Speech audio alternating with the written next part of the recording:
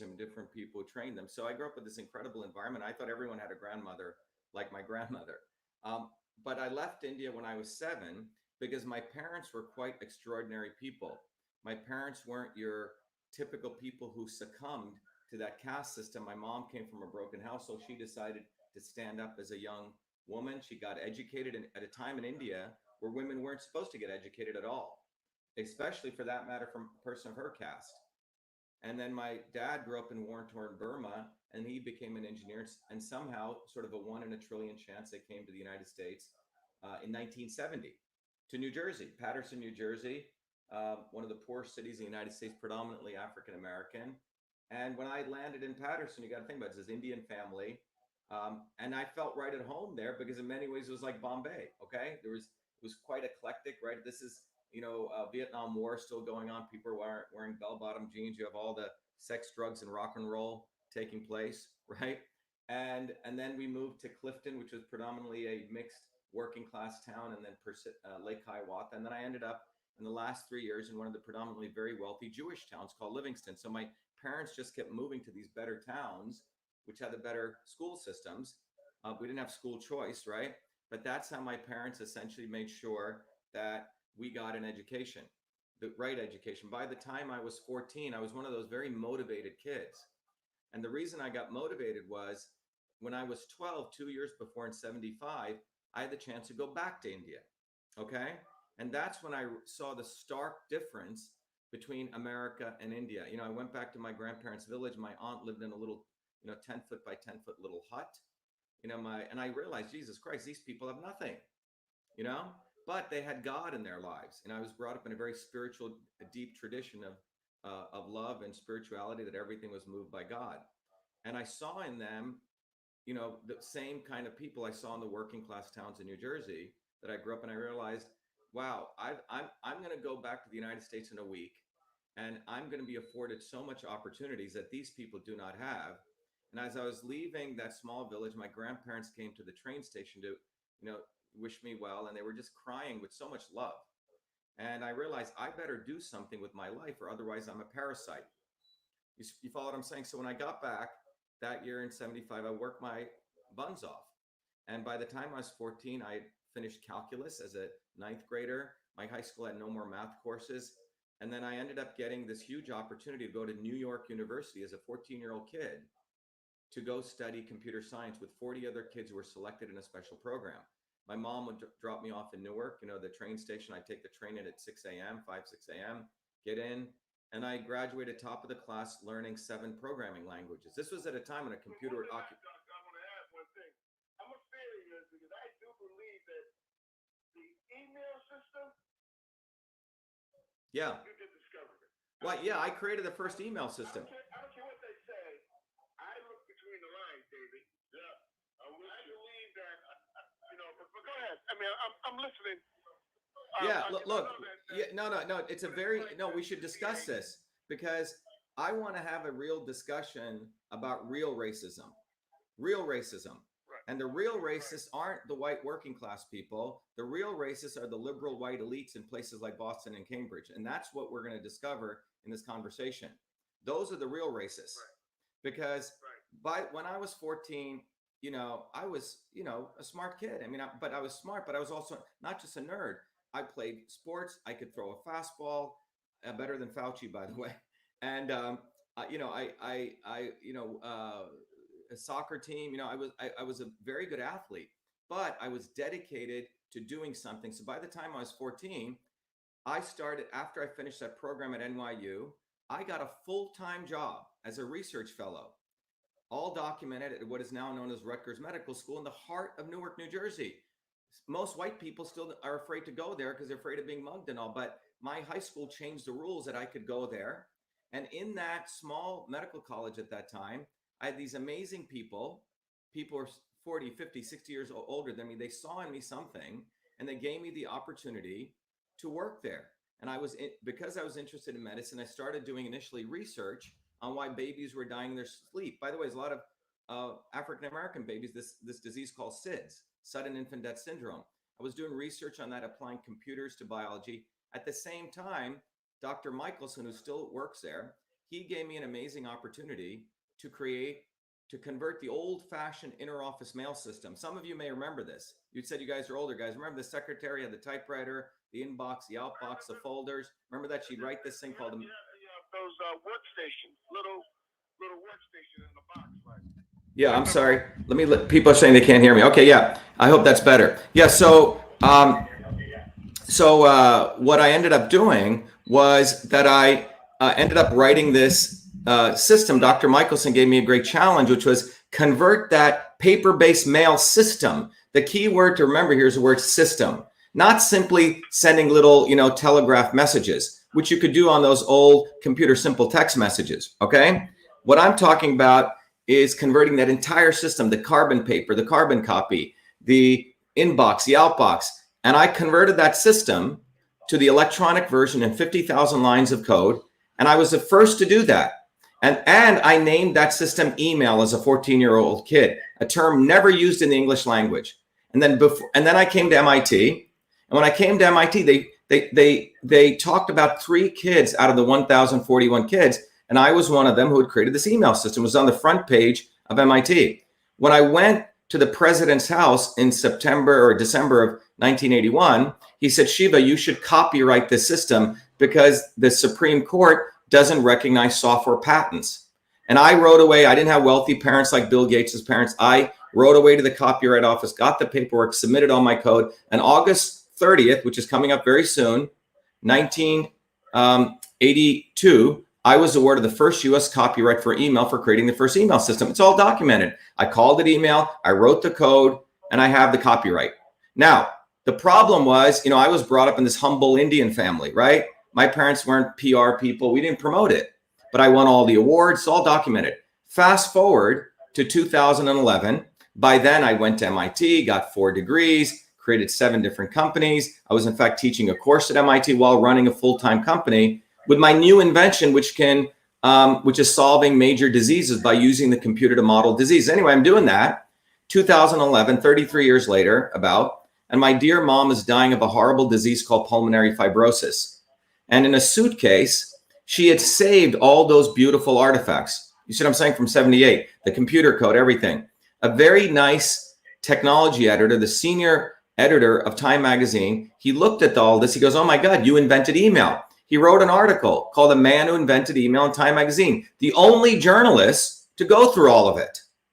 Anyway, it gets published. 3 months later, the Smithsonian, which is the #1 museum in the world, National Museum of American History, calls me in, and they do a beautiful honoring ceremony accepting all my materials. That evening, a young Washington Post reporter, by the way, an African-American, writes a beautiful story saying Dr. Shiva Ayyadurai honored as the inventor of email. And that's when the proverbial SH whatever hits the fan. Because during those 33 years, I didn't promote the invention of email.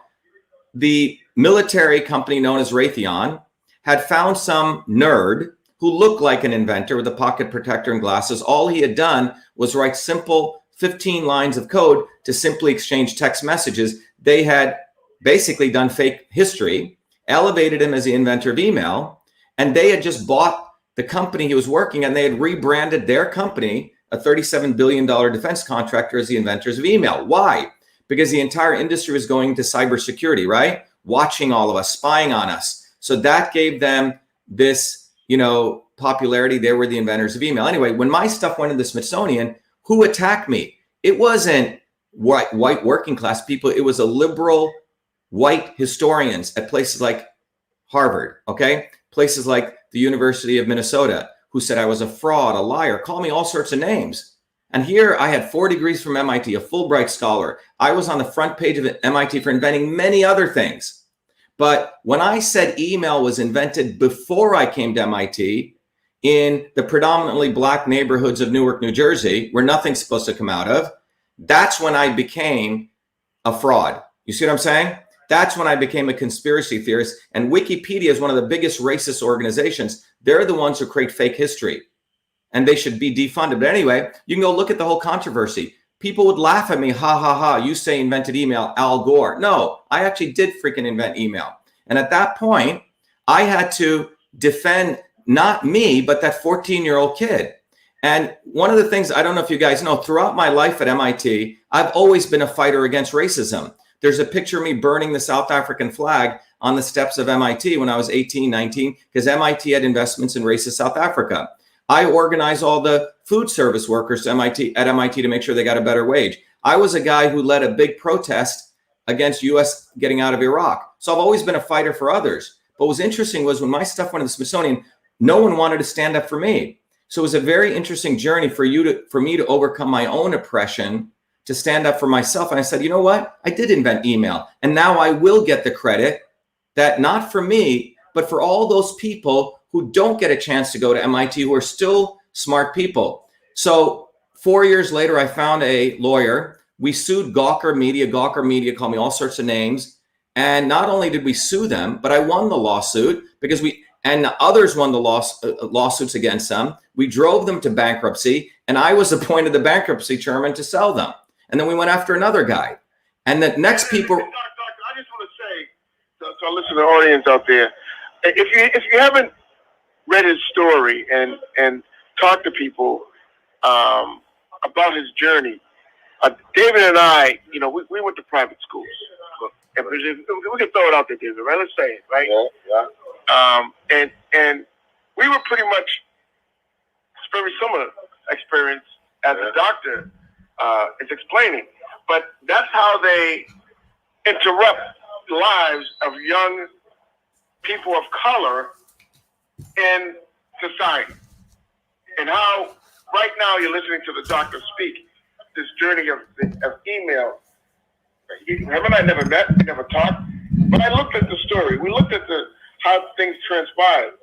And then his ways, his views on things, like right now, at the moment as we speak, this doctor has a plan around COVID that he wrote to the president and talked about how outdated the information that we're using is not helping the situation. How about that, doctor? Yeah, let's talk about that. Look, beyond the invention of email, which I did do. Wait a minute, doctor. He's not a fan of Fauci. I can't even pronounce his name. Fauci, I'm not a fan. Yeah. I was telling some friends of mine that work for the federal government that you're coming on today. They said, we won't be listening. I said, listen up. Listen up.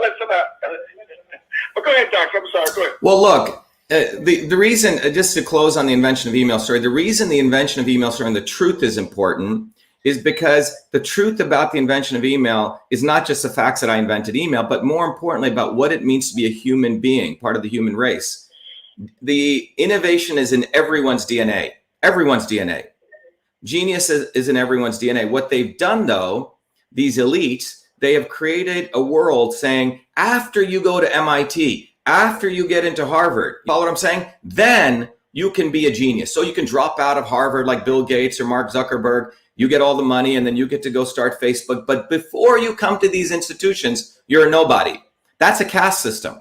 You follow what I'm saying? Now, the problem they have with someone like me and the danger to the establishment I am is because I've gone through all their whole systems, gotten all their degrees, gotten all their awards, but I still remember where I came from.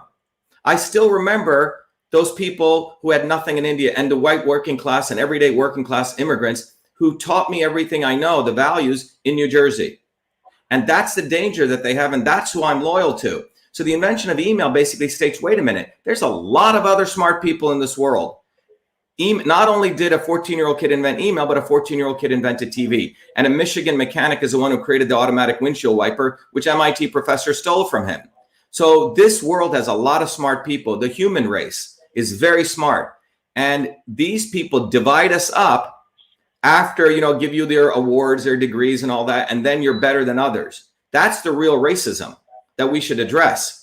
And so, my journey beyond the invention of email, I invented many other things. I didn't need the invention of email to define me. Most recently, to bring up Fauci and what's going on with the coronavirus stuff, my PhD work was inventing another invention called Cytosolve, Cytosolve, which is a technology as revolutionary more than email, which is going to change the world, which is changing the world, where we use the computer to model diseases, molecular reactions. So long before we kill animals, long before we just randomly test stuff in a test tube or before we do clinical studies and kill a lot of humans, I can calculate mathematically if this drug is going to work for you, if it's going to hurt you, if these combinations of food are right for you. That's called cytosolve. So that's, you know, what I do. And I'm considered one of the leading guys in the world on knowing the immune system. So they have a problem with that because I got invited to give the National Science Foundation lecture in November. So when Fauci and the coronavirus hit, it's almost like God put me in the right place at the right time. All the knowledge I'd learned how to fight the system, all the science I'd learned all came together about the immune system. And I was the first guy to call out this, frankly, he's a criminal, Fauci, okay? He's a complete fraud and a criminal. And if you want to give him the benefit, you can say he's practicing fake science. But I was the first one to call him out because no one had the credibility or the gravitas, not only of my educational background, but also the ability. I could see what he was saying was complete nonsense. What he was saying, by the way, this is the same guy who promoted another fake science that HIV causes AIDS, and we can talk about it. You know, he allowed billions of dollars to flow into research when HIV does not cause AIDS, but he always attributed a virus to creating immunosuppression. When you look at what we have right now, Fauci, who's been there for 40 years across multiple presidents, is wired into Bill Gates, wired into the WHO, which is wired into the Chinese Communist Party, and wired into Big Pharma. And Big Pharma is not making money anymore from pharmaceutical drugs. Their drugs don't work. They've saturated the market. They can't find any more new drugs. Their only future is vaccines. Vaccines, because vaccines, thank you to the Kennedys, the very fraudulent and very criminal Kennedys, they're the ones from John Kennedy is the one who created the National Vaccination Act in 1962, which basically allowed the CDC to create the guidelines for the states. And then by 1986, it was called the National Vaccination Act. 62, Kennedy put it into law. And that act was based on old science saying that, you know, antibodies are the only way to protect the immune system. Okay. And by 1986, a lot of people were getting injured from these vaccines because one size does not fit all. Not everyone should be getting the same vaccines. It's like no one should be eating all the same food or the same medicine. So by 1986, you had a lot of people getting injured, lawsuits being filed against Big Pharma. And instead of getting rid of that 1962 Kennedy Vaccination Act, what happens? The other Kennedy, the guy who raped and murdered and got away with stuff, Ted Kennedy, which, by the way, if you or I did anything he did, we'd be in jail for life. However, if you're Kennedy, you get away with it. So anyway, Ted Kennedy, what does he do? He doesn't get rid of that act. He sponsors a bill to create the National Vaccine Injury Program. Sounds all good, but it created the vaccine courts, which means you could not sue vaccine big pharma manufacturers. Quite amazing. You must go to a vaccine court, not in federal court, not in state court, but underneath Health and Human Services. Maximum liability for death of your child was $250,000. They basically protected big pharma. That's what Ted Kennedy did. Then after that, what happens? We have all these people continuing to still get injured. A lot of people can't have the time to go to a vaccine court. And they gave some religious and medical exemptions. And then you had the other big fraud, the biggest one, Robert Kennedy Jr., the son of Bobby Kennedy. And he's saying he's against vaccines. But then you read into him, he's actually supports Hillary Clinton, who supported Monsanto, who supports vaccines for everyone. So that's what they do. They basically, the Kennedys think they're the only ones who can be the heroes of poor blacks, poor whites, and the working people. Now, when I called out Robert Kennedy, I said, wait a minute, wherever he goes, he loses. And he tells us to negotiate with the Democrats and the politicians. I said, we need to build a militant, bottoms-up movement. And he lost in New York. He lost in California. I led that call. And in New Jersey, we won. We stopped it. And because of where I come from, which is bottoms up, I don't rely on big media. I don't rely on the Kennedys. I don't care who the hell they are. They take good pictures. That's what they do. We need to build a bottoms-up movement. And that's what's occurring right now. And I happen to be in this and I thank God for this, because it's all comes from God, in this very fortunate position where I can call out these guys. Fauci is a fraud. We ended up doing a petition, got 120,000 signatures. I also wrote a letter to the president, President Trump, and I said, look, you don't need to shut down the entire economy. I gave him a 4-point plan. The right medicine for the right person at the right time. All those people are immunocompromised. Yes, let them stay at home. Let them beef up their immune system with high dose vitamin A and vitamin D, which comes from the sun. By the way, vitamin D, we people of color, we need 5 to 15 times more vitamin D3 than people who don't have our color skin. Okay? Why? Because our skin shields the sunlight, which creates vitamin D3. So they put all these African Americans, told them to stay at home. That's, of course, why they had much more deaths. They basically killed them. So what we have in this country right now, Trump brought out fake news. I'm here to bring out fake science, because fake science is a fake news behind fake news. And the center of fake science is Harvard and MIT, right here in Massachusetts. You pay these guys enough, they practice the oldest profession. They practice the oldest profession. That's what they do. And you pay them enough, they'll tell you the earth is going to end tomorrow and CO2 is a pollutant. You pay them enough and they'll tell you everyone's got to get vaccinated. Vaccines are the only way. It's false. We got to boost our immune systems. Well, how do you boost your immune system? Number one, vitamin D3. God gave us the sun. The sun hits our skin. Your body makes D3. The D3, through a set of chemical reactions, creates bullets, I call them, cathelicidins, which blow up the walls of the viruses. So telling people to stay at home is the most ridiculous thing. And especially during the winter, we should have been telling people to take high dose vitamin D3. That's what I wrote to the president. I eventually got a call back from the White House. It was about an hour call with the deputy director of deputy policy. And I said, look, you need to get rid of this guy, Fauci. He's dangerous. And they were amazed because, it wasn't some fringe person calling. It's a guy with an MIT, PhD in biological engineering. So I know they've heard us, but the bottom line is it's time for us people to recognize that we've been sleeping. We've elected lawyers and Kennedys and these lobbyists. We need to start electing people who are one of us. People like me, people like you, people who came bottoms up. And I don't want to do this Senate thing for more than one term. 6 years is long enough. I'm going to go in there. I have 3 major issues that we can talk about I want to deal with: truth, freedom, and health. Freedom, the Digital Rights Act. Truth, the Citizen Science Act. Health, the Health Rights Act. And all of those, I've already written the bills on them. So I'm going to get to work right when I get in. So you would overhaul the digital communication and healthcare? Yeah, there are 3 things. That would be your. I mean, that's a pretty big change. It is. It is. What would you? I mean, first of all, the phones are lighting up like crazy here. We can't answer the phone because we you're on the line. But maybe you come in another time. But I am getting texts, and people are texting me, and I'm also streaming this. Yeah. Healthcare, which is a big issue. Yeah. Right now, at the moment, because of the situation we're in. I mean, people are dying and afraid, concerned of the way society is dealing with this pandemic of COVID. So, I want to bring it to where we are.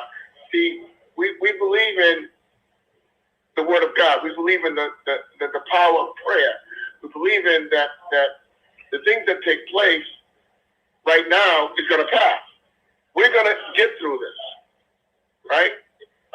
This is not the end, but we need to understand how we could, as human beings, work in a way to fix it. It's a good question. Yeah. So, by the way, thank you. By the way, I have some listeners listening here too. So I just want to we're on #1 gospel station in Boston with some amazing folks here. But let's talk about health. Let's start with health. Okay. My mom about 6 years ago died of a horrible disease called pulmonary fibrosis. Within 3 months, when we first came to the United States, she worked in a mill which had all these fibers. But my mom always would say health is wealth. And I grew up in a tradition where health was everything. As I mentioned, my grandmother was a healer. My whole life has been about health, integrating Eastern and Western medicine, building technologies for health. But what I can tell you is Hippocrates, who's considered, at least in the Greek world, the father of medicine, he said, anyone who does not become their own doctor is a fool. Okay? That's where the Hippocratic Oath comes from. So what does that mean? First of all, what that means is the principle here is every individual must become responsible for their own health. So that's where I want to start with. People must take responsibility for their health. Number one. Now, how do you become responsible for your health? Well, that leads to number two, which means people need to understand how the body functions. Well, how do you understand that? I can tell you, doctors do not learn how the body functions. They get a very, very, very twisted view of the human body, because modern medicine, Western medicine, came from war. If you go look at the history of medicine, it goes back to Florence Nightingale during the Crimean War. And what was the purpose of medicine? A soldier got injured to put him back on the battlefield. And what that meant was you got to fix a problem quickly, right? The guy's in crisis, right? Maybe something's wrong with his leg. Okay, we got to take it out. Or, something's severed in his liver. We got to do something, right? It was a crisis management situation. That is the origin of Western medicine. After something occurs, after the tumor comes, after you get something horrible, then you react. It's a reactive medicine model. But that is the modern Western healthcare system. There is another system of healthcare, which is called traditional systems of medicine, where you viewed the body as a system. And when you look at those systems of medicine, it's related directly to engineering systems theory. So in 2007, after I finished my PhD, I made a major breakthrough, and I was able to unravel and decode the ancient systems of medicine and show that they matched directly to Western control systems theory. It's a whole institute I created called Systems Health, systemshealth.com. People can go check it out. But anyway, the point is, the body is a system. Your system has a certain place that it likes to be, just like a Ferrari likes to be at a certain place, how it runs, versus a SUV, right? Two very different systems. So the first thing people need to understand if they want to take responsibility of their health is a body's an interconnected system. The ankle bone's connected to your foot bone. If you have stuff going on in your eyes, you know what? It may be related to your liver. If you have something going on in your ears, believe it or not, it may be related to stuff in your kidneys. Okay? This is not what Western medical doctors learn. In fact, they don't even get a nutrition course. What they do get when they leave MD school is a big ego, a big amount of debt, and they go join big hospitals. A lot of the good guys can't even start their own medical practice because of the massive amounts of debt they have and all of Obamacare nonsense of all the high costs. Those high costs, a 5-cent aspirin sells for $50 in the emergency room. But bottom line, we have a lot of fat in the medical system. We've told people, don't take responsibility for your health, just get insurance, and you don't understand the body of it as a system. My Health Rights Act says, number one, we got to remove the fat. There's a lot of corruption in the healthcare model. Huge GPOs, group purchasing organizations, PBMs. These guys are organizations which inflate the cost of a bedpan in a hospital by 10,000 times, okay? Or an aspirin by 100,000 times. Middlemen. All that corruption needs to go away. We need to eliminate the cost. And that was brought to you from the 70s. Obamacare accelerated it. The other thing we need to do is we need to reestablish a relationship between the patient and the doctor, one-to-one, like my grandmother had. That's what we need to go back to, health sovereignty, because your body, and everyone listening, your body or anyone's body is different than my body. What you need is different than mine. Well, you can't figure that out. The body is a very complex system, particularly the immune system. So the only way that happens is for people to start listening to their bodies, understanding their body as a system. I've created a whole tool called yourbodyyoursystem.com. People go check it out. We give it away to people who support the campaign. My goal is to educate people so they become responsible for their health. One of the ways in the Health Rights Act is to DPC, direct primary care. A number of doctors, the smart ones, are moving into this model. What they're saying is, look, I'm not going to take insurance. Just pay me $50 a month, $75 a month out of your pocket. And then I will take care of 80% of your needs. All the little colds, the sniffles, you get a scratch, something happens. And then you get crisis insurance, about $125 for the horrible, let's say, knock on wood, it doesn't happen to anyone, a car accident, etc. You keep the healthcare cost below $200 a month. And the individual now is saying, you know what? I'm going to take care of my body. People take care of their cars better than they do their body, right? You go shop for the right mechanic, but we don't do that here. We have created a Soviet, Communist Party model where it's top down. Okay, Fauci says everyone should take vaccines. Everyone takes it. And you know who's profiting from that? Doctor. Yeah. Let me just say this to you. And I want to stay on that, but taking that vaccine. I want to share with you the experience that happened with me. I was going through I didn't know at the time. Well, I did know cancer, and I was going for the test. My good friend named David had taken me for the final determination. Sit down with the doctor, and as we sat in the room with the doctor, what did the doctor say, David? Yeah, get your house in order. You don't have enough time to live. Wow. You got 6 months. You get 6 months to live. Yeah. And David became very distraught, very unhappy. Yeah. He didn't believe it. But I gotta say that I said, "That's great, doctor. You know, but you're still standing. I'm feeling good right now. Yeah, amen. I want to get something to eat, and that's good. So plan the surgeries. That's I mean, I was stage 3 and 11 tumors and size of a quarter, blah blah blah, on and on and on. And my friend David was very upset. Very upset. Losing a friend, that didn't feel good. Yeah. That was what, 4 years ago, David. 4 years ago. You know what? So we're not good. I'm not a good example for our listening audience out there right now. As the doctor speaks about taking responsibility for your body, and one thing that I do know now that I do is I do lay down. I don't go 24 hours a day. Yeah. I go maybe 10 hours a day. Or 15 hours. 12 hours, 15 hours. But, I did change my lifestyle, doctor, because, there wasn't enough time in the day for me to do what I do, for what I used to, right? So I did change. And as you speak to, as we've been responsible for our own health, that is a major advice. The phone lines are lighting up here, doctor. I can't tell you, the phone line's lighting up. My cell phone is lighting up. We need to get you in here, huh, David? Yeah. Well, yeah. I mean, you in for a test. You need to come in here. We got to get you all these phone calls. Well, you got to understand. I mean, the phone lines are lighting up. I just want to say, if you could just close us out with this Fauci. I mean, I'm not a fan of this. I can tell you that right now, because I'm not getting a vaccine. It's not happening. Well, that's not going to happen. How much time do we have to close out? Really? You want to keep talking, huh? That's why I listen to you. The phone. Well, let me just make this one point. I want to. Go ahead, doctor. Go ahead. Look. I mean, we got another sermon at 11. Okay, so let me just take about 5-10. Let me take 5-10 minutes. Yeah. I'm going to take my headset off, and I'm going to take my headset off, and when you told me to speak, I'm going to speak. Go ahead. The floor is yours. No, this is very important. Your experience is very powerful. Look, when you start reviewing all the literature, which I've done, on aging, right? On health and disease. I mean, really, when you look at the whole body of literature and you start really going into it, it turns out, and this is not only my saying, but this has been reviewed in many systematic review papers, you find out that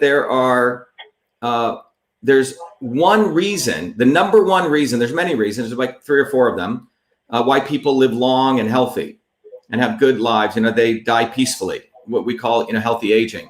The number one reason you find, it's not food, it's not taking vitamins, it's not exercising, and it's not about smoking or not smoking. It's going to be quite interesting. It turns out the number one reason people live long is fellowship, friendships, community. People who go to church, for example, and have, prayer and friendships in their lives and sense of connection. So someone could be a little bit overweight, smoke a little. I'm not saying people should do that, but the number one reason is fellowship and community. Number one. And what's fascinating is not social distancing. In fact, social isolation is a number one cause of destroying the immune system. Worse than high blood pressure, worse than obesity, worse than smoking.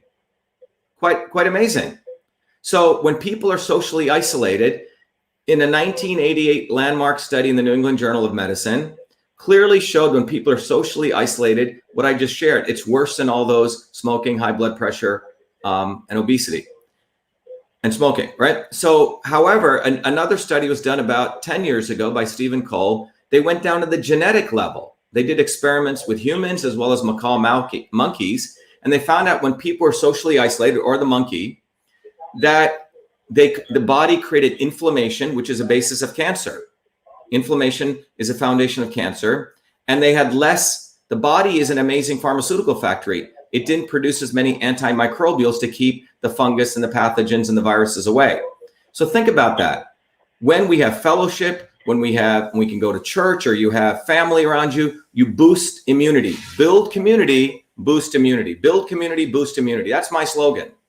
So what did Fauci tell us to do? He said, stay in your homes, stay away from people. Now, the only country that didn't follow that was Sweden, and they've had amazing results. So what we've done is we have based the entire system of care on fake science. Because when you actually look at the immune system, it is not just about antibodies. It's not just about macrophages. You have the gut microbiome. You have the interferon system. You have your brain health, and all of them are interconnected. If you don't take care of your gut health, you can create a neuroinflammation. Everything's interconnected. It's a system. But most important thing is having good friendships and love and kindness and prayer and God. And what are the things that connect you to the universe? This heals you, literally heals you. But we told people to socially distance, stay away from others. And that, if anything, is a narcissistic model. It's not about community. What it's actually saying is, it's all about me. I'm going to wear a mask. I'm going to wear goggles. I'm going to protect me. I'm going to stay away from you. This is totally anti-human. We have 380 trillion viruses, each of us in our bodies. We have 60 trillion bacteria, only 6 trillion cells. We're all a walking germ factory. We're supposed to interact.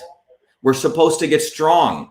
However, what the establishment has done is destroy our water, destroy our food, destroy the air. So we're hurting people's immune systems. You're destroying the immune system, and a weakened immune system attacks itself. Let me repeat that. A virus or a pathogen is not what kills you or hurts you, because we have 380 trillion of them in us right now. It's a weakened immune system caused by not taking responsibility for your health, not getting the right nutrition, and electing really, really horrible politicians, lawyers, 90% lawyers, who have brought us to a condition in Massachusetts, for example, where we have the worst infrastructure, F minus minus. Worse roads, worse crumbling bridges, worse water systems. That's what we've created in supposedly the place MIT and Harvard are. So what I'm imploring people to is wake up. It's your responsibility. You can't be complaining anymore because you have someone like me running for US Senate. And I may probably never do this again, because God has put me in this role and my whole life has brought me to this point. There was a reason that I grew up in that family, my grandmother, who taught me to love God. There was a reason something brought me to MIT to get all these degrees. There was a reason I had to fight the email controversy to learn how to fight. So you have a fighter, you have a scientist, you have someone who can communicate. And the establishment will never give me press. The racist Boston Globe didn't put me on the debate stage. The racist Massachusetts GOP establishment party. I'm running as a Republican, but I don't care about the Republican Party. And the racist Democrats do not want one of us, one of me, ever getting the light of any type of visibility. That's why we go bottoms up. That's why we go to a gospel radio station. We go among the people. That's who my people are. We must win this election in Massachusetts, because Massachusetts is a center of the deep state. It's a center of all evil. Look, when those redcoats lost in 1776, they didn't leave. They stayed here. Charlie Baker's a redcoat. All of these people are redcoats, Democrat and Republican. Right now, they want to force vaccinate our kids. Why? 2 reasons: control, control, control, and big pharma, big pharma, big pharma. Republicans and Democrats. That's why they just passed a rule that every kid must get the flu shot. And a kid means all the way up to the age of 30, even if you're going to any school. This is complete violation of human freedom. It's a violation of truth. It's a violation of freedom. It's a violation of health, because one size does not fit all. So I'm telling everyone listening out there, get off and go to the Boston Common today at 2 p.m. We're having a massive rally there against forced vaccinations. And the Boston Common, by the way, guys, David and everyone, I was out there, if you remember, 3 years ago at the Boston Free Speech Rally, and they called me a white supremacist. 40,000 people came because Marty Walsh, who was running against a black guy, branded that because Charlottesville took place 3 days before that the Nazis were coming in because he wanted to get elected, acting like he cared for black people. That's how these politicians work. They create fake science and they create fake racism. They never want to solve real racism because they're the racists. They divide black and white. And we have to move beyond black and white. We have to move beyond left and right. We have to unite working people. Working people have to unite. And the most important thing, it's the last thing I want to leave on, is everyone listening, you've got to vote in the primaries, September 1st, for Shiva for Senate. And I'm telling you this is because it took me a while to realize this. You have the big championship, let's say the big basketball championships, where the lawyer puppets end up, and it doesn't matter who gets there because by that time it's too late. But the playoffs is where we got to be working at.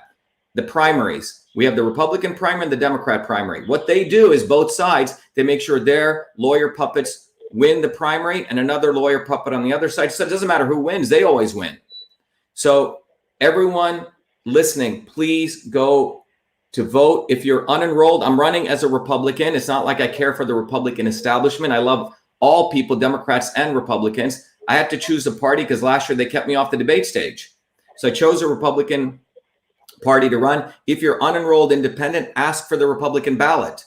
If you're Republican, obviously you can vote. If you're Democrat, you can switch over. The day was yesterday, but the general elections are coming where anyone can vote for me. We got to win. You deserve people like me. You deserve people who are one of us. You don't deserve lawyer puppets who say whatever is needing to be said to divide us. We got to win. 2020 is going to be the year when we head into freedom or slavery. And the only words that come to me every time I pray and I come out of prayer is we must win. And when I mean we must win is the election in Massachusetts. Yes, there's a national one, but I'm telling you that the Shiva for Senate campaign for truth, freedom, and health is quite a profound campaign. We've energized thousands all across Massachusetts, all across the country, all across the world.